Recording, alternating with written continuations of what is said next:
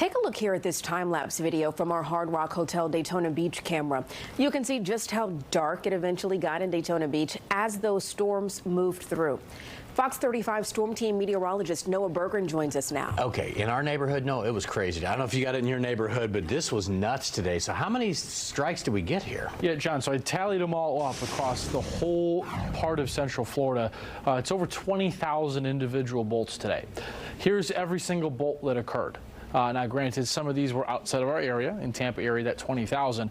But every little symbol on here is a bolt of lightning. And the yellow ones are positively charged bolts of lightning. Those are what can start home fires and explode things when they strike them. Now, I want to make a couple of things clear for everybody. What happened today at the beach is a sad story. We're praying for that person and hope that he pulls through. But lightning striking a few miles in front of a thunderstorm, that is very normal for here. That is not rare. It is not even uncommon. It's actually quite common. And in fact, last week we had storms that were producing lightning 20 miles ahead of the thunderstorm. So that is a very common thing here, especially early in the rain season. Once we get later into the rainy season, these storms don't produce lightning quite as far away from the actual rain, but that is a very common thing. And that storm was only a few miles from the beach, producing tremendous lightning earlier. But again, the total 27,000 individual bolts of lightning. I did some other research this afternoon in the office, and we found that August is the most common month for lightning in Central Florida. About 30% of our annual lightning occurs just in August. June actually ranks third. So historically, this is the third busiest month for lightning strikes in our area. No more storms tonight. Here's the live radar. Things are done. We had a few showers linger in the Ocala area through the evening, but those are done.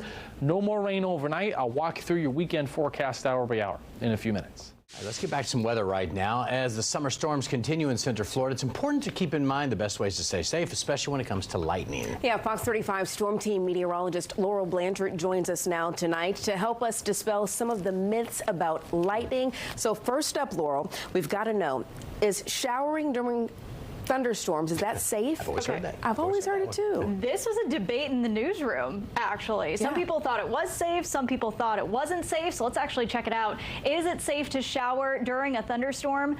No. Using any plumbing during a thunderstorm puts you at risk, and that's mainly just because if lightning strikes nearby, it can use the pipes in order to travel, and that's what could put you in danger. So that's why showering is not safe during a thunderstorm. Okay. Lightning striking the same place twice. What are your thoughts on that one? I have always heard that it haven't, or it can't. They can't, right?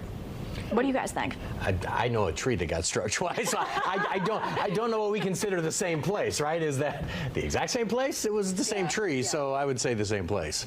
Well, hey, John. I think it can. By your own experience? Yeah. No, that's absolutely true. So lightning can actually strike the same place twice. And fun fact, Tower of Terror and Cinderella Castle have all been struck by lightning on multiple occasions.